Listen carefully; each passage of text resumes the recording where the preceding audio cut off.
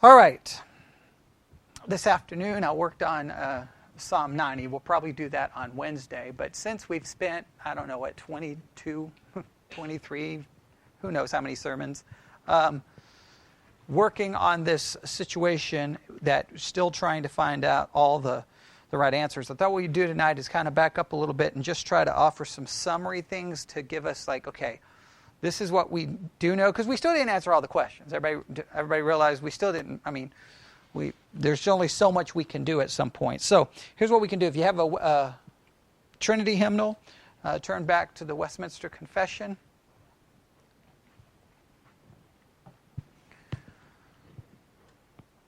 I'm going to pull up London Baptist in mine, but if I can find it.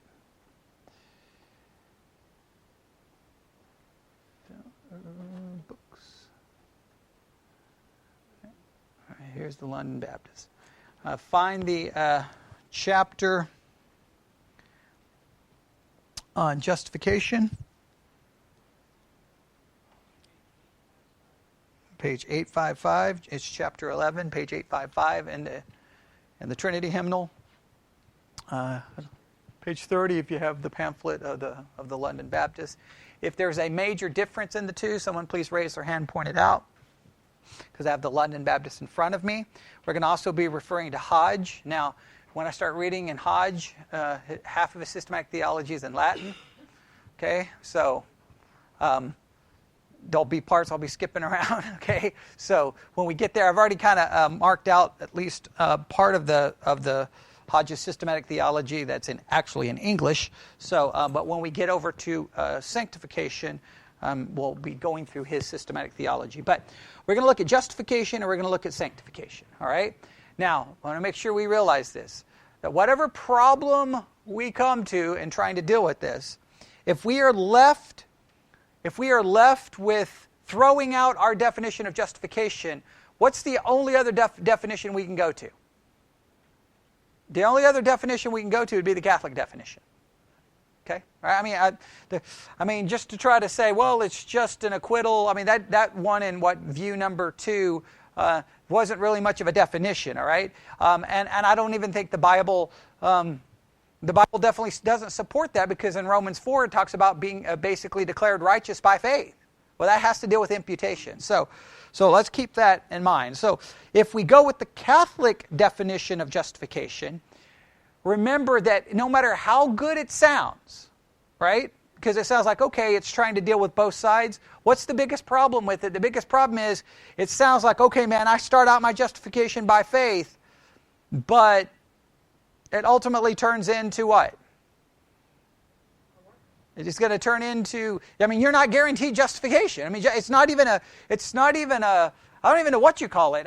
Because you can lose it and get it back. And so, basically, when the Bible says God is the justifier, he's not the justifier of anything. He's just making justification possible. That's all he's ultimately doing. So we can, so I just want you to realize that these definitions become almost critical.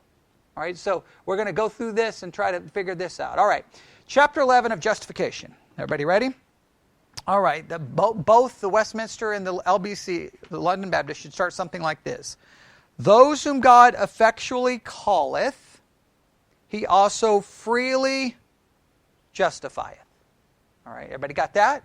Now, the key there, just make sure you know, effectually calleth. This brings up the idea of the doctrine of calling. There's a general call.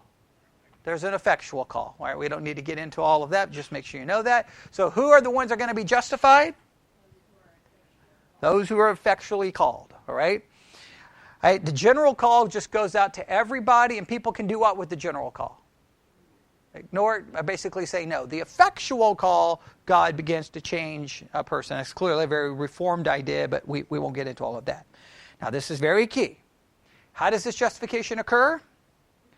Not by infusing righteousness into them, but by pardoning their sins and by accounting and accepting their persons as righteous, not for anything wrought in them or done by them, but for Christ's sake alone. All right? So, How does this, what does not occur according to this definition within justification? What does not occur? Righteousness is not infused. Now everybody knows what that means, right? In other words, you're not made righteous internally. You're not given righteousness. No transformation occurs under this point. All right, just keep that in mind. All right, and he doesn't infuse, but what does he do? He pardons their sins. Everybody see that? And by accounting and accepting their persons as righteous. He accounts and accepts them as righteous, not for anything wrought in them or done by them, but for Christ's sake alone. Not by imputing faith itself, the act of believing, or any other evangelical obedience to them. As their righteousness, by imputing Christ's active... Okay, stop right here. This is very important. He doesn't say, oh, you believe, therefore I'm going to make you righteous, but it is by faith that I am accounted righteous. And it's not like we would argue that faith itself is a gift from God. It's not even our own faith. Okay, now this is a very Reformed perspective. Okay, there's many non-Reformed people who are very Catholic in some of these ideas, and this is very Reformed idea, but that we'll continue on. All right, but by imputing Christ's active obedience unto the whole law and passive obedience in his death for their whole and soul righteousness. So what is given to them for their whole and soul righteousness? The active and passive obedience. Now, I want to make sure everybody understands that. That's the key. I mean, once this definition of justification is accepted, whatever you're going to do about being judged according to works cannot turn around and violate this. Remember, that's the major point I'm emphasizing over and over and over. So what is imputed to your account? And passive obedience. And what do we mean by his active obedience? Kept the whole law. Now, if he kept... Now I'm going to just think this logically, right? If his obedience is accredited to my account, that means every law in the Bible he kept. Right? Now, if it's accredited to my account and I come over here and stand before God, he can't go... He can't look to me and go, okay, you didn't do this, you did do this, you did... What does that have to do with it? Because what obedience has been given to me? The whole law has been kept. And it's accredited to my account. I don't understand how we can get around that unless this entire justification idea is wrong. And then I don't know what we're left with. Right? Okay, what does Westminster say? Do they say active and passive obedience? Oh, they do not. Okay. This is important. Any other evangelical obedience to the non-commandment. But by imputing the obedience and satisfaction of Christ unto them, they receiving and resting on him and his righteousness by faith. Okay. Well, it's imputing obedience and satisfaction. Okay. Obedience would be that would probably refer to the active obedience, and satisfaction refer to his passive obedience, that he satisfied God's wrath on the cross. So it's the same, stated differently, but the same concept. I was afraid it was going to be completely different. I didn't think it was. All right. So everybody got that. You see how important that is? All right. Can back up here. But by imputing Christ's active obedience unto the whole law and passive obedience in his death for their whole and soul righteousness, they receiving and resting on him and his righteousness by faith, which faith they have not of themselves, it is the gift of God. So they even argue that what is not ours? Our faith. That is even given. Now, the London Baptist provides us a number of scriptures. Let's just write these down and look at them. Go to Romans chapter 3.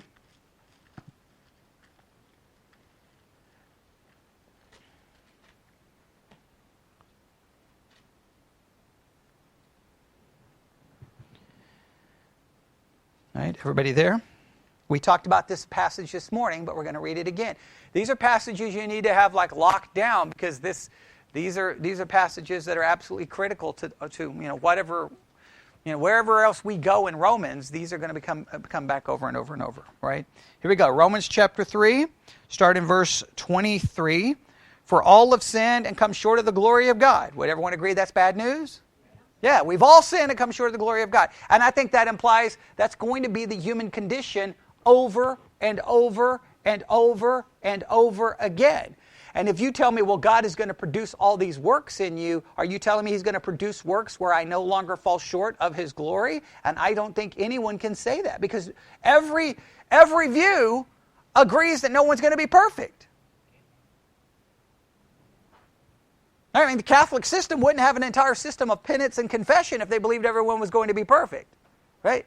Okay, right? So nobody believes anyone's going to be perfect. All right, well, if no one's going to be perfect, then that immediately brings up the question, what work would ever be satisfactory proof that I would be saved? I don't think I could ever have enough. But, so what's the solution to this bad news? Being justified freely. Now, what's the idea of being justified freely? Okay, remember they talked about wage and reward and debt and earning and merit. I am justified freely by His grace through the redemption that is in Christ Jesus. How is it going to occur? Freely, by grace, through His redemption. In other words, what? Through what Jesus did. That removes me from the picture. Verse 25, whom God hath set forth to be a propitiation through faith in His blood, to declare His righteousness for the remission of sins that are past through the forbearance of God. All right? Now we got propitiation, we got righteousness.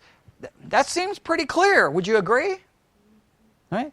Go to Romans chapter 8, verse 30.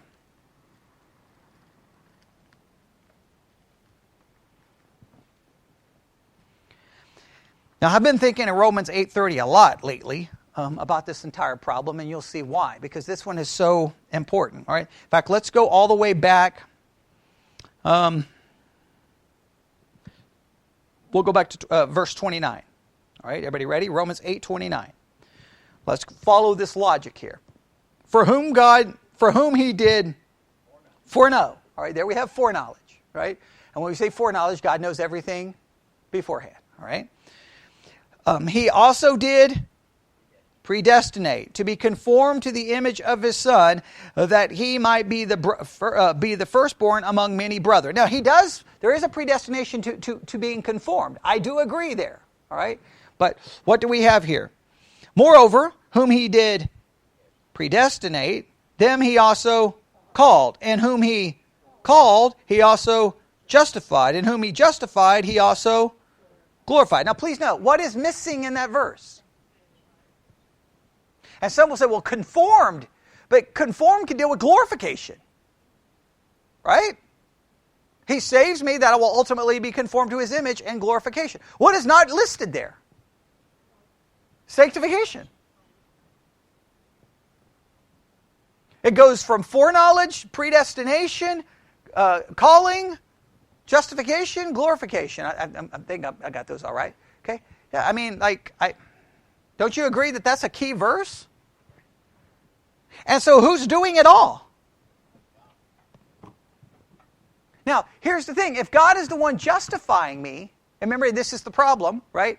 Because according to at least the Catholic view, if we go with their definition of justification, Stacy made this point when we were talking about it, because sometimes Catholics will try to say, well, there's two justifications. There's the one you start with and then your final one, right? And the first one starts by grace. Well, Stacy was like, if there's two justifications and the second one is by works, then what's the point of the first one? Because that means it's not true justification. It's just saying you have the chance. Now, of course, they come along and say, well, God's going to be the one producing the works. God's going to be the one producing the works. Well, if God's going to be the one producing the works, can't He produce enough works to get me out of purgatory? And they're like, well, no, because you can stop the work. Well, then who's doing the justifying? And in the Protestant side, who says, hey, if God saves you, He's going to work through you, so you're going to have enough works to prove your salvation. Well, wait a minute. How many works do I need? And now what's going to be the basis of my salvation? It's going to be my works. I don't even understand, these verses seem to contradict all of that. All right, go to Romans chapter 4, which we all know is one of the key verses, or key passages.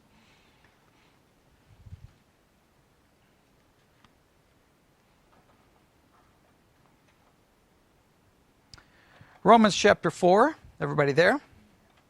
Verse 1. What shall we say then? That Abraham our father, as pertaining to the flesh, hath found? For if Abraham were justified by works, he hath whereof to glory, but not before God. For what saith the Scriptures? Abraham believed God, and it was counted unto him for righteousness. Right? That is faith. That is being declared righteous by faith. All right.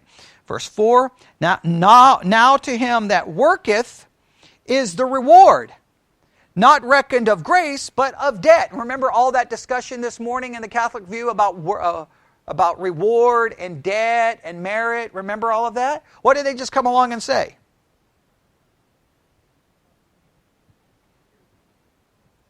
Yeah, if you're working, it's a reward, and it's not reckoned of grace, but of debt. Now, they used what to prove their point? Parables. Now, I do agree those parables have a work, reward, debt, merit mentality. You can't deny that. But which takes precedent? A parable or a clear teaching on the subject? I would think from a hermeneutical standpoint, what would I want to rely on? Well, Paul is laying out, because in those parables, we don't even know if those parables were designed to teach us about salvation. Those parables could have been designed to teach us all kinds of other points. All right? What else happens in verse 5?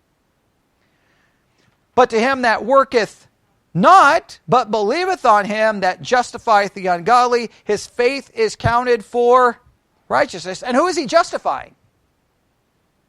The ungodly. Isn't that what it says in verse 5? Right, okay.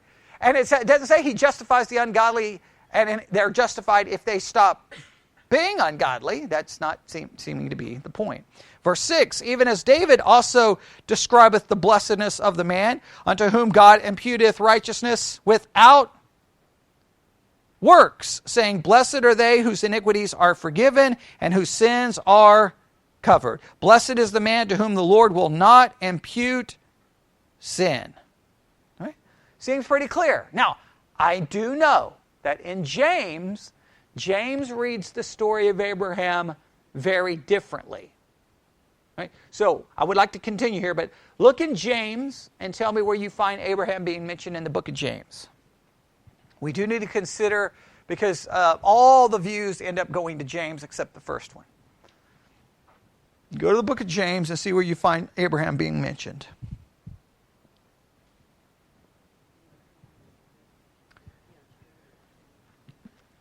All right, let's go to James. All right. Now, remember, James is a problematic book. I'll be the first to agree. Right? Luther hated it. Okay? I don't think he even wanted it included in the canon, okay? Because it's a problematic book, okay? Now, we've talked about it before. Let's see, where does it start? Let's go, where do we want to start? Let's go to verse 10. James 2. Let's go to verse 10. All right. Everybody there? James 2:10. For whosoever shall keep the whole law and yet offend in one point, he is guilty of... Now let's just stop and take that, and let's say that means what it seems to say. All right, if my justification has anything to do with what I can do, then the minute I violate one law, I'm done. Would everyone agree that would seem to be the case? Right? So now just think about this. Remember the evidential view that MacArthur and everyone espoused? Okay, you've got to have enough works to prove you're saved. Well, if I have one sin, I'm guilty of breaking every law, so what works could I have enough to prove? Right? Every person who stands before God is going to have broken a law. Does everybody understand that? Okay, all right. Verse 11, for he that said, do not commit adultery, said also, do not kill. Now, if thou commit no adultery, yet if thou kill, thou art become a transgressor of the law. So, see, if you break one, you've transgressed the whole law. This brings about what kind of feeling? Despair. All right. So, verse 12. So speak ye, and so do as they that shall be judged by the law of liberty. For he shall have judgment without mercy, that hath shown no mercy, and mercy rejoiceth against judgment. What doth it profit, my brethren, though a man say he hath faith and have not works? Can faith save him? Now that seems directly contradictory, does it not? What did we just read in Romans? We read in Romans that faith is the key to everything, right? We believe and we're accounted righteousness. Now he's coming along saying, can faith save him? If a brother or sister be naked and destitute of daily food, and one of you say unto him, depart in peace, be ye warmed and filled, notwithstanding you give them not those things which are needful to the body, what doth it profit? Now, I think we can all agree that doesn't profit anyone. All right? Even so, faith, if it hath not works, is dead, being alone. Yea, a man may say, thou hast faith, and I have works. Show me thy faith without thy works, and I will show thee my faith by my works. Thou believest that there is one God, thou doest well. The devils also believe and tremble. But wilt thou know, O vain man, that faith without works is dead? He's stressing that point. Faith without works is dead. Faith without works is dead. Now, let me ask a question. All right. Now, this is not a great way to try to interpret this, because how do you interpret that? Does that not seem absolutely contradictory to what Paul just said? Now, I know Protestants come along and go, well, see, if you truly are a Christian, then you won't do then you will do this, this, and this. Well, according to James, if I mess up one time, right? So what is he referring to? I do not know. Let's continue on here, all right? I'll offer kind of an interpretation here in a minute. He goes, thou believest there is one God, thou doest well. The devils also believe and tremble. But thou know, O vain man, that faith without works is dead. Was not Abraham our father justified by works when he had offered Isaac his son upon the altar? Now, wait a minute. Does that not contradict what we just read in Romans? Seest thou how faith wrought with his works, and by works was faith made perfect? And the scripture was fulfilled, which saith, Abraham believed God, and it was imputed unto him for righteousness, and he was called the friend of God. Ye see then how that by works a man is justified, and not by faith only. Now, I'm going to make an argument, and I don't know if this is a good argument, because I don't know what else to do with this passage. I will argue this.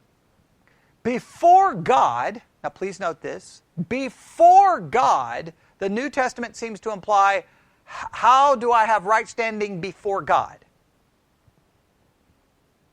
According to the New Testament, what does the New Testament seem to say is required for me to have right standing before God? Faith, right? Faith in Christ, and then what is imputed to my account? Righteousness is passive and active obedience, right? However, what is required for me to be justified in the sight of people? Works. Now, I don't know if James is making an argument that, hey, your faith without works is dead, and faith without works is dead in the sight of people. It's not going to do anyone any good. It's not going to help anyone. It's not going to do anything. So you can't walk around talking about how justified you are unless something is seen. Does that make sense? Now, I'm not saying that's a perfect... There's a million problems with that interpretation, but what else do you do with it? Right. Yes. Right, they did. But we can't turn around and say that they were justified before God by those actions. But they were justified before man because of their actions. Which leads us to Hebrews chapter 11, which says, by faith... What does it say over and over and over in Hebrews 11? By faith. Then it lists what they did. By faith, they did. By faith, they did. And Hebrews 11 is the example of faith. Did those actions justify them before God, or did those actions justify them before man? Right. That's the only. Do you have a better solution? What's your solutions for James? Let's list them. What are your possibilities in dealing with James?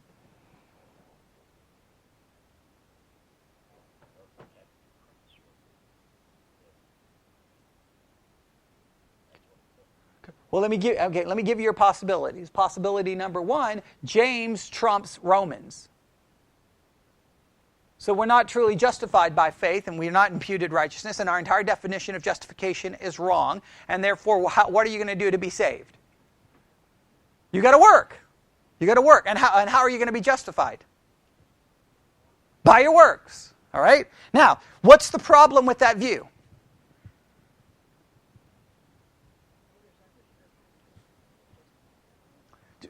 No, we said that James would trump the other passages. Okay, James trumps the other, because that would be required for this to work. Okay, but what's the problem with this? Come on, everyone think. I gave you James 2. It's open book. James 2 provides you the problem with that view. What's the problem with that view in James 2? If we go with James and we say that trumps Romans and your justification is based on your works, what's the problem according to James 2? There we go. If we break one, we're done. It's not attainable. Does everyone understand that? Okay? If James is saying, hey, the way you're supposed to be justified before God is by doing your works, and if you don't do works, then you have a dead faith, he goes on, he starts the entire section by demanding what kind of works? Perfect. And if you miss one, you've transgressed the entire law. So could you ever work enough to be saved? No. So that view falls apart from James itself. Does that make sense? Or you have to do this. He's only speaking of external sins. Well, that's the New Testament always views sin as something more than an external act. Would everyone agree with that? Okay, all right. So that's option number one, and option number one falls apart. What would be option number two? Option number one, James trumps everything else. We are justified by works. We see the problem. James 2 would condemn us immediately. Nobody here would be able to go home tonight thinking they're justified. Everybody agree that's a problem? Another problem is how many works do I have to do to prove? I mean, the example he gives is a big one. That's Abraham offering up his son. So you got to be willing to take off your son and put a knife through his heart. I mean, that's the kind of work that's required to prove it. Okay, that's a problem. Right? So if that view doesn't work, what's another option? If that view doesn't work, what would be another option in dealing with James?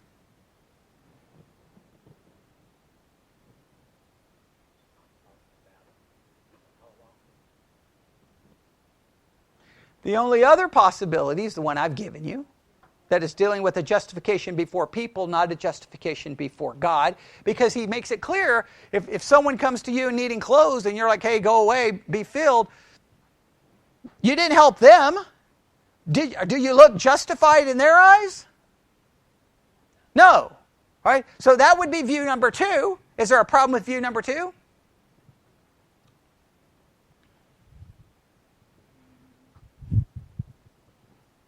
What would be the problem with view number two?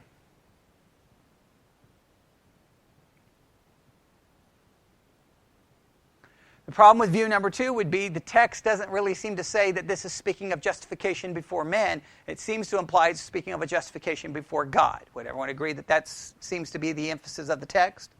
All right, so that would be a problem. All right, so what's possibility number one? James trumps everything else, and what is James saying? You will be justified by your works. All right? So you got to work your way into heaven. All right, what's the problem with that view? Number one, the text says if you mess up once, you're guilty of all. That would make sure everyone is condemned. What would be problem number two? The only example it offers is the kind of work that would justify you is pretty big, right? I mean, it offers, feeding anyone who's that. I mean, it gives you a pretty high standard that no one's going to ultimately live out all the time. Would everyone agree? Okay, so that's the problem with that. View number two is what? That it is only speaking of a justification before man, not a justification before God. What's the problem with that view? The text doesn't seem to state it that way. We have to read that into. What's view number 3? What's the third view you can have? We covered all of this when we worked on the book of James when we were doing the Bible study guides. What's possibility number 3?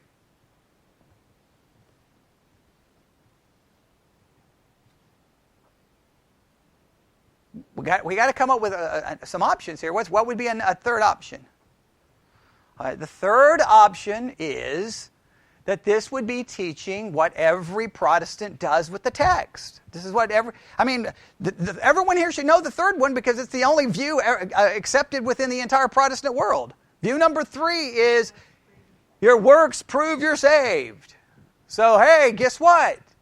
If you don't feed people who have need, if you're not willing to offer up your son, if you're not willing to do everything, then guess what? You're not saved. The evidential view would be the only other view. Now, what's the problem with the evidential view? What's the problem with the evidential view according to James? James gives you the problem. If you violate one, you're guilty of all. So how many works? I can't come up with enough works to overcome the evidence that I'm guilty of all. Does that make sense? That doesn't work either. All right? And what's a possible fourth view? Yeah, I need to have these written down because I guarantee at some point we're going to say these again and you're going to all go silent on me like you don't know what I'm talking about. So, all right? Because we've covered these like 9,000 times, okay? Like this should be like ingrained in your brain. You should be able to write a book on this, okay? All right, view number 4 is what? Okay, let's go through these. What's view number 1?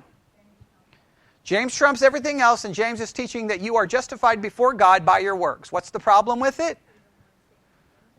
James says in the same chapter that one sin makes us a transgressor of the entire law. What else was another problem in James? It seems to be saying, hey, you better do something big to prove it. Okay, well, wow, that's... How many times in other words, here's the key. Was Abraham justified because he offered up his son, but somehow he's excused by all the times he lied? Or when he did not have faith? So he was not justified until the day he took Isaac. He was lost the whole time. Okay. Yeah, probably even after that he probably did. Yeah, well, we know he did because he's a human being, right? Okay, so you're telling me that after he offered Isaac, he never committed another sin? It doesn't work. But I guess that one work was sufficient? I mean, see, it doesn't make any sense. All right, so that's view number 1. And what's view number 2? Okay, dealing with justification before people, not God. That one has its problem because the text doesn't seem to indicate it. What's the strength of that one? Well, we remove the contradiction with Romans.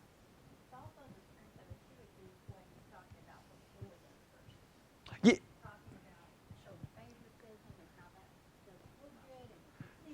Right. He's talking about things done before people, how it hurts the body. Don't do this to people. He's speaking of actions that impact other people and other people see. I think that makes sense, all right? But I'm not saying it's perfect. It's not perfect, okay? View number 3? Works prove you're saved. What's the problem with this one? If works prove I'm saved, what happens when the Bible says that one sin makes me guilty of every law? I would never have enough work to overcome the one. Everybody see how that's a problem? And James is the one who says that. Okay? What would be view number 4? James and Paul contradicts. End of story. We have a contradiction that cannot be reconciled. Okay? That's why Luther wanted it gone. That's why Luther wanted it gone. He knew it was a contradiction. He knew that there was a problem. He wanted it gone. Now, what's the problem with view number 4? Okay, well, number 1, we can't get rid of James. All right, we can't throw it out of the canon. All right, and number 2, we don't believe the scriptures contradict themselves. All right, so everybody see that? I mean, I need to have this worked out. Okay, so. And just make sure, and one of the biggest issues is and you can write this down as number 5, some of those views, what's the biggest problem with some of those views? They go against the definition of justification we've already seen outlined elsewhere. That's the biggest problem. So we'd have to come up with a view that doesn't do what? That contradict. And the only view that I know that doesn't contradict was this is speaking of justification before men, where Romans is speaking of justification before God. And that we are justified before God by faith, we're justified before men by what we do and how we live. And even then, we're never justified perfectly, agreed? Right? I mean, you do one thing in front of people and they're like, oh, okay, great. And then the next day you mess up and all of a sudden you're a hypocrite and you're not a Christian. All right. They have some more scriptures here. Go to Ephesians chapter 1, verse 7. All right, that took a lot longer than I wanted, but that's okay.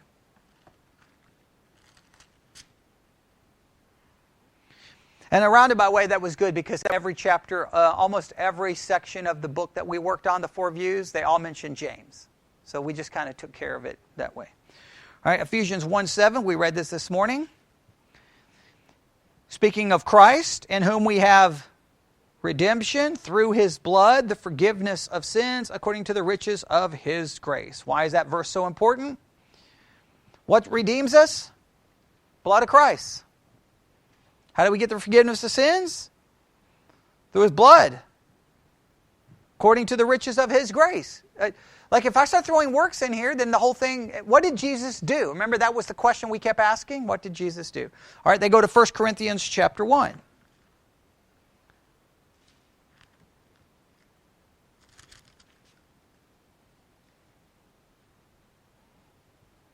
First Corinthians chapter 1, verse 30. All right.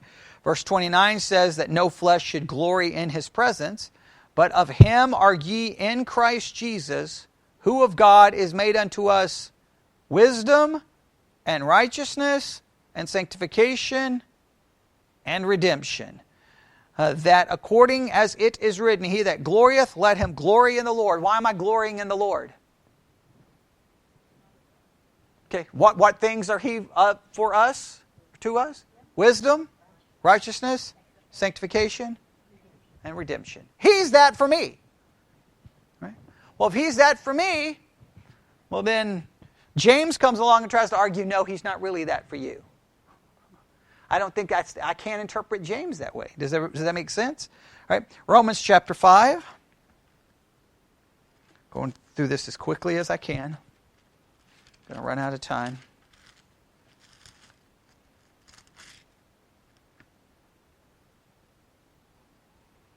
Romans chapter 5, everybody there, verse 17.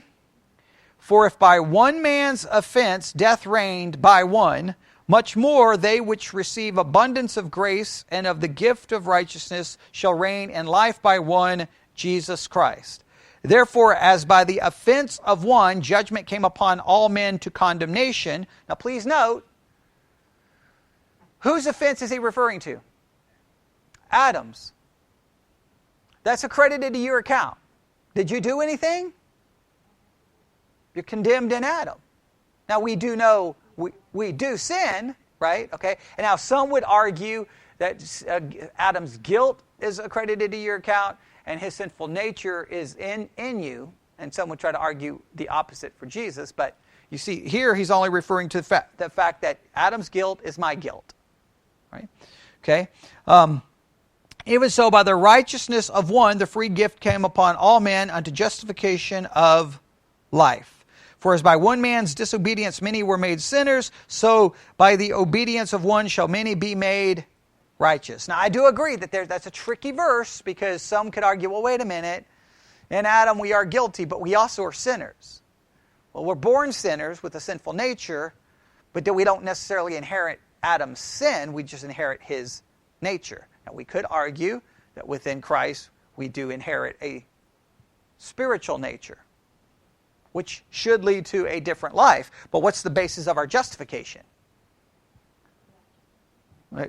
Christ, his righteousness being credited to my account. So that one's a little tricky. We could have some problems with that, but okay. All right. They have some more passages, but we'll move on to the next paragraph. All right. Paragraph 2.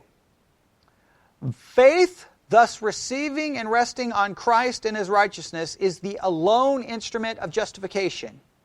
Yet it is not alone in the person justified, but is ever accompanied with all other saving graces, and is no dead faith, but worketh by love. Now, this is important. All right? So, let's look at this. Faith, receiving and resting on Christ and His righteousness is the alone instrument of justification. What is the alone instrument of justification? Faith. Right? Yet, it is not alone in the person justified, but it is ever accompanied with all other saving graces, and is no dead faith, but worketh by love.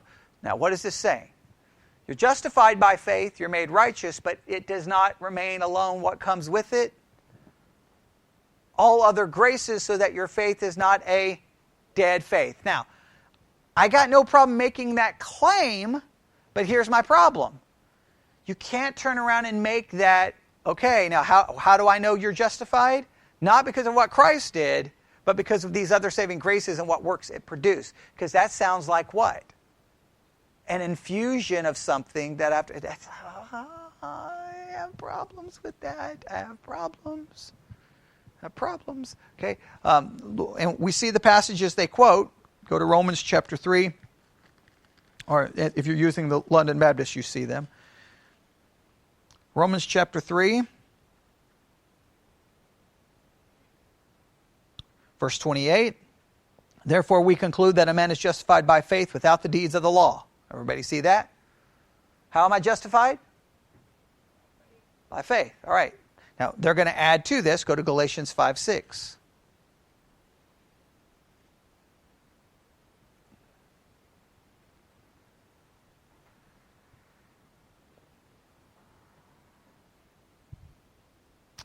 Galatians 5:6. For in Jesus Christ neither circumcision availeth anything, nor uncircumcision, but faith which worketh by love. All right, so they say there's a faith that worketh by love. They're kind of making an argument that faith will do something. Okay, maybe. Not going to get into a big argument here. It's still not helpful. Then they're going to quote James 2:17, which says what? They're going to quote James 2:17, James 2:22, and James 2:26, which is going to tell us over and over that faith without works is what? Dead. Faith without works is dead. So they're going to make this argument. This is how they're going to make an argument. This is how they make their argument. I'm going to paraphrase. And you can tell me if you agree with this or don't agree with this. How are you justified? By faith. However, the faith that justifies is a living faith that will produce works. So therefore, if you don't have works, your faith is not real. Therefore, if your faith is not real, it can't bring about justification. All right, that's a little troubling because that sounds a little bit like what? The evidential side. All right? Can we agree that a living faith should look alive? I agree, but doesn't everyone account for the fact that no matter how alive it looks, what's going to constantly be shown? Sin and disobedience. So if I start... Now, please note, they didn't say anything about this proves anything, did they? They're just making an argument that saving faith, the faith that God gives us, is a living faith that should do something. I got no problem with that. But you also have to account that people with a living faith can do a lot of messed up stuff. David believed in God and it was accounted to him for righteousness. He was a man after God's own heart. Did a lot of stuff. Agreed? All right. So the issue is making an argument that, hey, if you truly believe, Diane, it should be shown. That's one thing, but I can't turn around and go, however, this work is going to be the thing that proves you're saved. I can't do that. All I can say is it should. Because the ultimate determination is if you truly put your faith in Christ, is God's work accredited to your account. I mean, I don't know. All right, let's continue paragraph 3. Christ, by his obedience and death, did fully discharge the debt of all those that are justified. Everybody see that? Now, if he fully discharged all the debt, what are you back to? What work can I prove that all the debt's been discharged? Because no work I have is going to be perfect. And guess what? What work can you look at and go, well, you don't have enough work? Well, I don't have enough work, but guess what? All thy debt has been... Right? And did by the sacrifice of himself and the blood of his cross, undergoing in their stead the penalty due unto them, make a proper, real, and full satisfaction. In other words, did Jesus truly satisfy the wrath of God? They claim, yes. And if he truly satisfied the wrath of God, then, and by faith I have that, then if I don't have enough works, you can't come around and put the wrath of God back on me. Does that make sense? Right? Continue. To God's justice in their behalf, yea, insomuch as he was given by the Father for them, and his obedience and satisfaction accepted in their stead, and both freely, not for anything in them. Their justification is only a free grace, that both the exact justice and rich grace of God might be glorified in the justification of sinners. Simply put, Christ took care of everything. Took care of the debt. Took care of it all. So how can you demand something else? Now, I know the previous paragraph kind of argued that you do have to demand something else. I think it's simply just arguing that true faith will do something. But it's not making an argument that there's a certain amount or somehow you look at it for evidence. Agreed? I think they didn't say that. All right. Paragraph 4, God did from all eternity decree to justify all the elect, and Christ did in the fullness of time die for their sins and rise again for their justification. Nevertheless, they are not justified personally until the Holy Spirit doth in time do actually apply Christ unto them. Right? I'm not going to get into that because if you don't know what that is, paragraph 4 just taught you limited atonement. All right. But we won't get into that whole discussion because we've been dealing with enough problems. All right, we're not going to get into limited atonement. Their argument is he justifies the elect, doesn't justify everyone else. So therefore, if he only justifies the elect, then Christ only died for the elect. But just remember, don't ever get caught up in the limited atonement, because if you don't believe in limited atonement, you say Christ died for everyone. He didn't justify anyone until you believe. Well, guess what? The justification is only good for whom? Those who believe. And in limited atonement, who's the justification good enough for? The elect. All right, so you see it's a stupid argument to even have. Does that make sense? Okay, all right. Paragraph 5.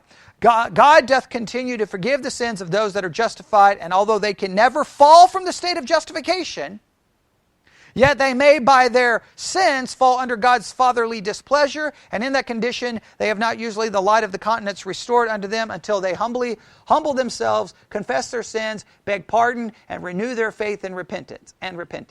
Please note, what does that acknowledge? There's still sin. And again, if you make any allowance for sin, do you see how foolish it is to make an argument that my works have to be good enough to prove I'm saved? Because now you're saying, well, you can only sin so much. The justification of believers under the Old Testament was in all these respects one and the same with the justification of believers under the New Testament. All right? Now, go to chapter 13. I wanted to go to Hodge, but we're not going to get to Hodge. That's okay. What's chapter 13? Sanctification. All right. Everybody ready? Here we go. We got 5 minutes. Here we go. I'm going to read fast, but we'll see. We're going to read until the wheels come off, okay? And once the wheels come off, we'll just stop. Right here. It probably won't take very long. All right. Chapter 13 of Sanctification. Paragraph 1. They who are united to Christ, effectually called and regenerated, having a new heart and a new spirit created in them through the virtue of Christ's death and resurrection, are also further sanctified really and personally through the same virtue by His Word and Spirit dwelling in them. The dominion of the whole body of sin is destroyed, and the several lusts thereof are more and more weakened and mortified, and they more and more quickened and strengthened in all saving graces to the practice of all true holiness, without which no man shall see the Lord. Oh boy. Okay. Someone summarize that for me. Someone summarize what they just said. They make an argument that when you're saved, one of the parts of this is what? Is regeneration. Okay? And what occurs in regeneration? You are made alive, right? You receive a new heart, a new spirit. That is working now inside of you. And that work inside of you produces what? According to what we just read? Well, it destroys something. The body of sin. And the dominion of sin is destroyed, right? So in other words, it no longer has dominion. And then what's the side effect of that happening?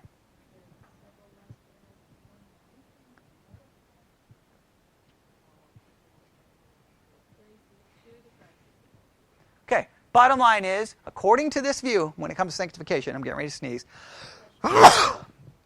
Pardon me for those listening online, I just blew out your eardrums, okay? I should have muted the mic, I didn't think about it. All right, this is very important. According to this view, now, according to this view, this has nothing to do with justification. Now, you please note, this is where we so hard try to separate these, but it becomes so hard to try to maintain separation, it just becomes difficult. But, all right, so this is what they're saying. Justification is outside of you. Justification is what God does for you by declaring you to be saved.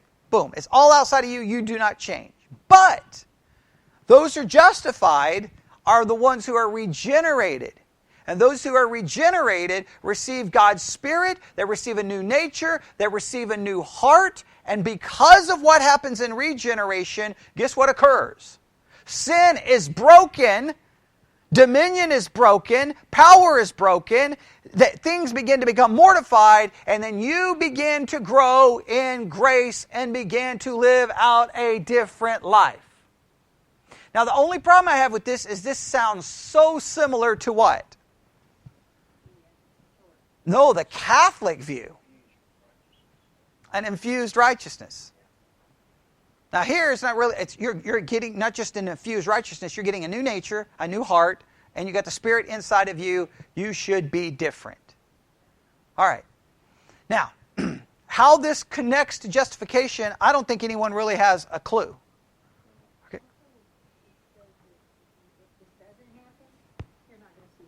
Right. Yeah, without holiness. Without which no man shall see the Lord. Right. If you don't have, and they're talking practical holiness. Without practical holiness, no one will see the Lord. That's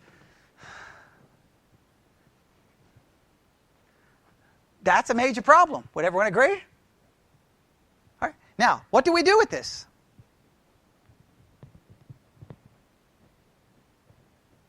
What's our options here? Well, what's the guiding principle that we have to go by? What's the guiding principle we have to go by here? Whatever we come up here can't go against what we just learned about justification. It can't. It just cannot.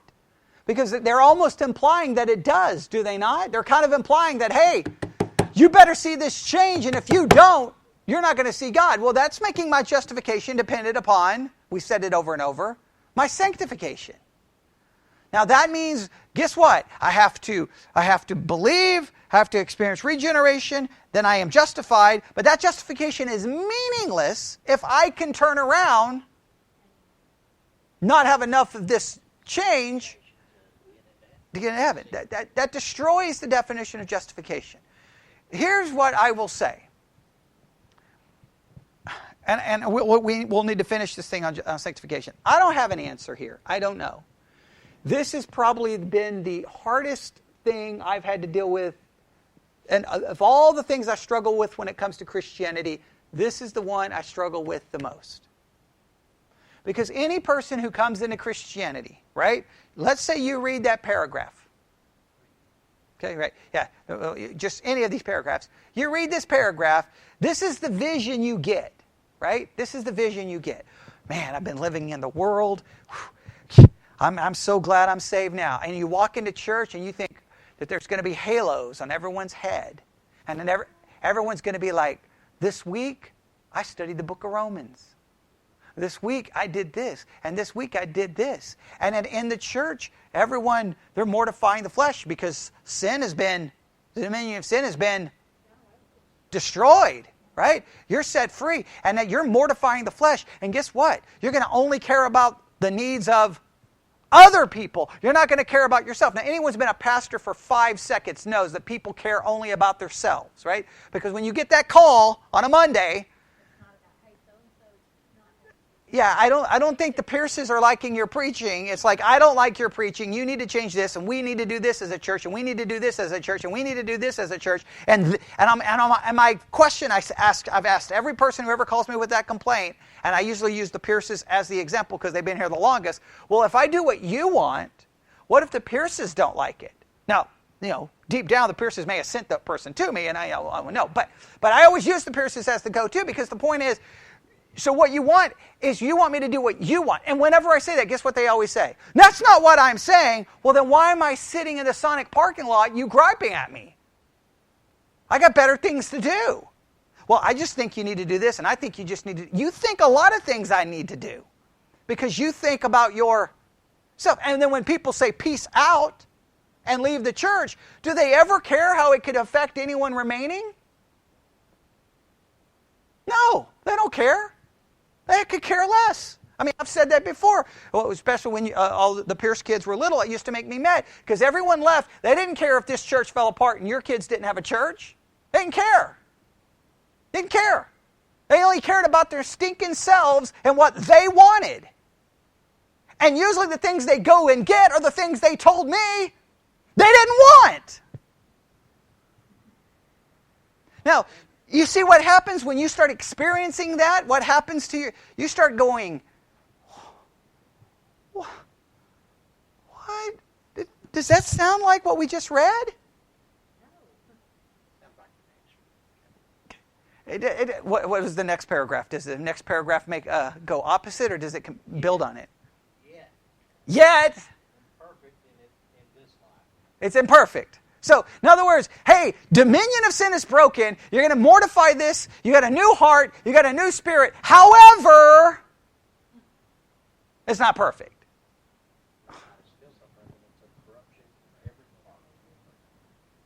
Well, I thought it was just broken. It's broken, but it's still there. I got a new heart, but sin's still there. I got a spirit. It's like they're talking out of both sides of their mouth because this is what everyone realizes. You walk in, and here's all these people who are supposed to be so new and supposed to be so different. And guess what you discover about every church member? They're all sinners. And do they put God first all the time? No. Do they study the Bible all the time? Now, I mean, how many studies do you need to show that Christians don't study the Bible on a regular and consistent basis? I mean, it's proven here all the time when I'll ask a question about, a verse, and y'all are looking at me like, I've never heard of that verse. I'm like, it's called John 3:16. Okay. I think even Joel knows that one. I won't put you on the spot. Okay, all right. So, Joel's like, oh, wait a minute, I shouldn't have laughed. Okay, no, all right, I won't put you on the spot. And then sometimes I'm like, what do they do Monday, Tuesday, Wednesday, Thursday, Friday, Saturday? I don't know. How do they not know that scripture? Like, how? Right? And so then you start thinking, well, wait a minute, guys. Sin's been broken. You should be mortifying. You should be growing. You should be growing. And I've been doing it in the series on discipleship, looking at the Discipleology podcast. And they're like, okay, what proves you're a disciple? Engagement with Scripture. Okay, well, really? How much engagement do I need to see that? What proves is you set aside worldly affairs for kingdom priorities. Oh, really? I see people all the time just setting aside worldly things so they can spend more time with the things of God. Next, you'll care more about others than yourself. That sounds good. When do people in the church care more about others than themselves? They always ultimately put them... I mean, there wouldn't be church splits. So guess what you have to do when you read a paragraph like that in sanctification? The next paragraph has to say, however, it won't be perfect, and there'll be sin, and it'll be like, well, wait a minute, did it do anything or did it not do anything? And you just told me in the previous paragraph, it better do enough, or you're not going to see God. Well, wait a minute, I thought I was justified by faith. Everyone wants Christianity to be this magic bullet that produces amazing change in everyone's life. I wish it to be true. I wish it to be true. I wish it to be true. And I was naive enough to think that's the way it was going to be. I got saved at that revival meeting, and when I walked into First Baptist Church, Tuscola, I really thought everyone was going to be different. And it came along that nobody here even cares. Like, I really came up, other than Miss Mack, I was kind of to the conclusion, I don't know if anyone in this church even knows there's a God. Sunday school teacher was a joke. And I let them know that they were a joke. Not a good thing, but I mean, they were a joke. All right? And pastor could have cared less about doctrine and theology. Miss Mack was the one I went to, and she's the one who cared. Right? She's 9,000 years old, and she's sitting there with a Bible, saying, hey, let's study doctrine. Okay, well, I thought that's how all Christians were going to be. I thought when I was a teenager, I'm like, okay, hey guys, it's Friday night.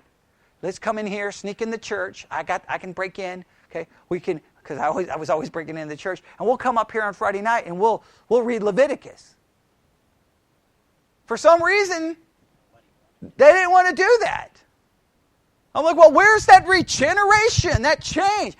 I am skeptical because don't we sell it that way? All of you've been through this, right? You saw how big the change was going to be, how dramatic it was going to be, how this, whoa. And then what happened? You find in your own self.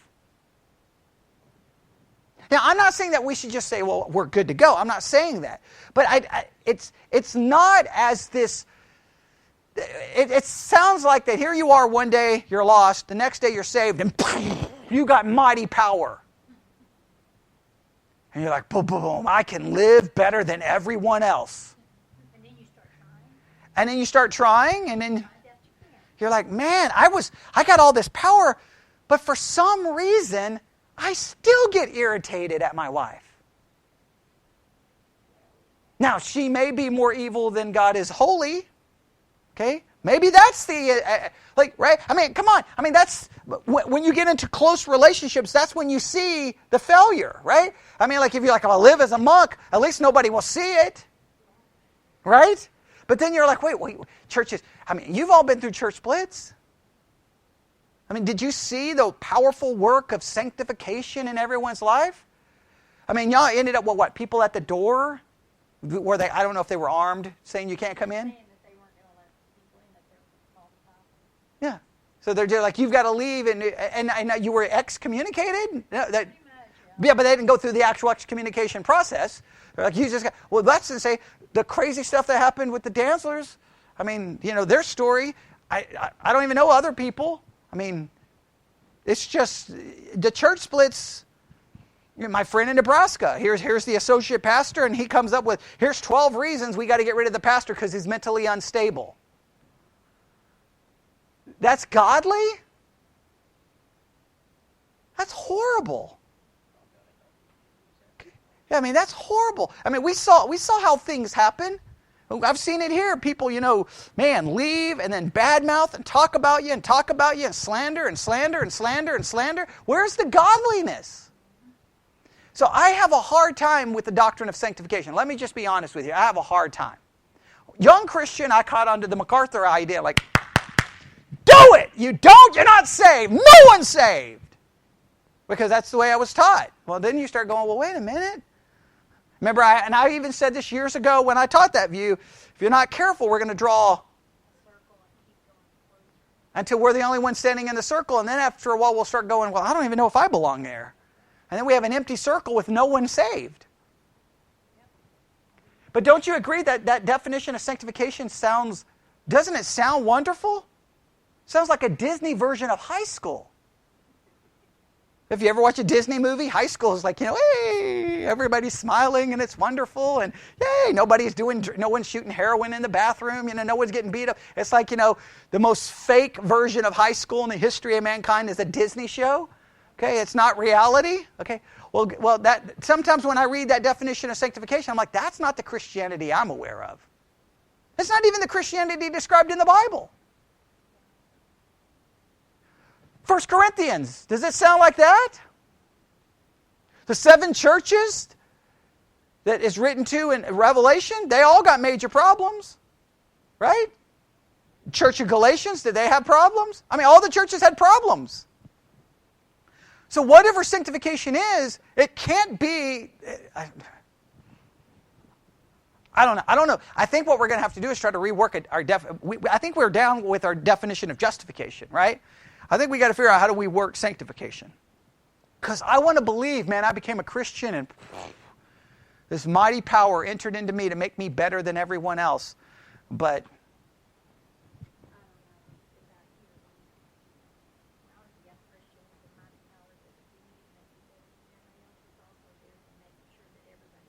oh, yeah. Oh, absolutely. Yeah. And it makes you look down on everyone else. It does, because you're like, what's your problem? What's your problem? What's your problem? What's your problem? Right there, which shows that that's not the mighty power of God. That's pride. Because I've said this so many times. I think a lot of Christianity comes down to one thing only: your commitment and your discipline. Some people are more committed to their Christianity than others. That's a fact.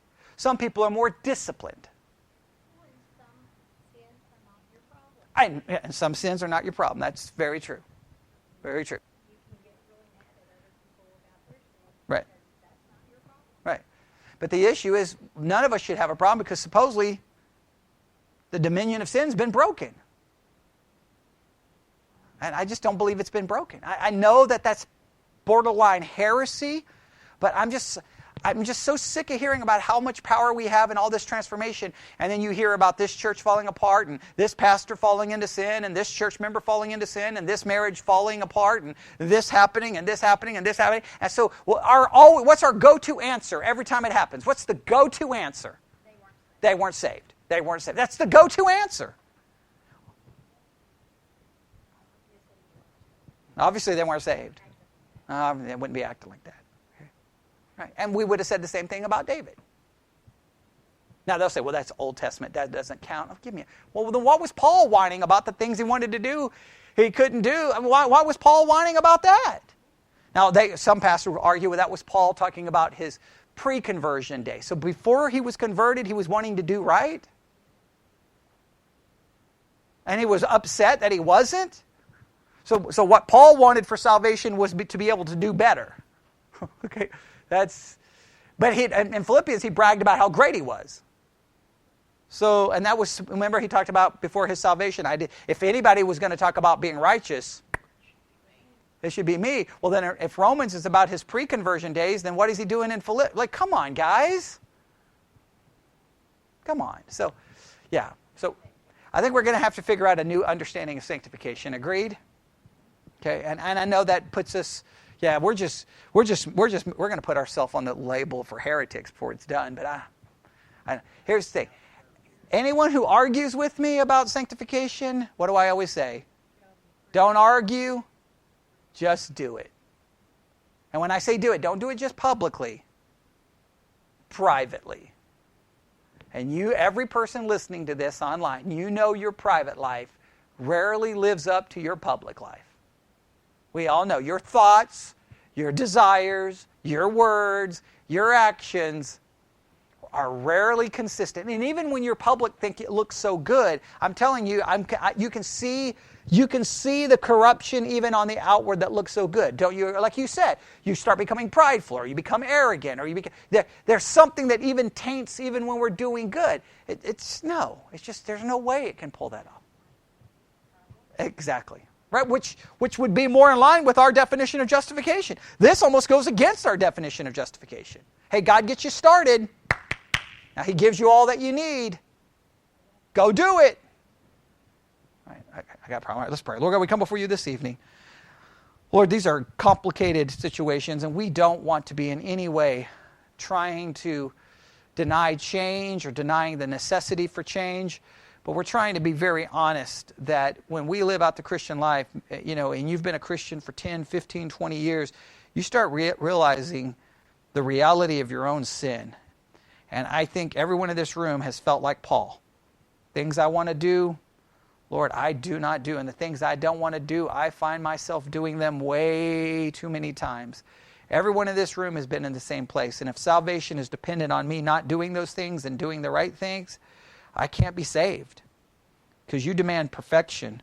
And we're going to trust that the only way we can be saved is trusting in the perfection that was imputed to our account because of what Christ did. I pray that if we're trusting in anything else, we'll just give that up right now. And Lord, whatever sanctification does mean, I pray you would help us understand it in a more consistent view with our understanding of justification. And we ask this in Jesus' name. And God's people said,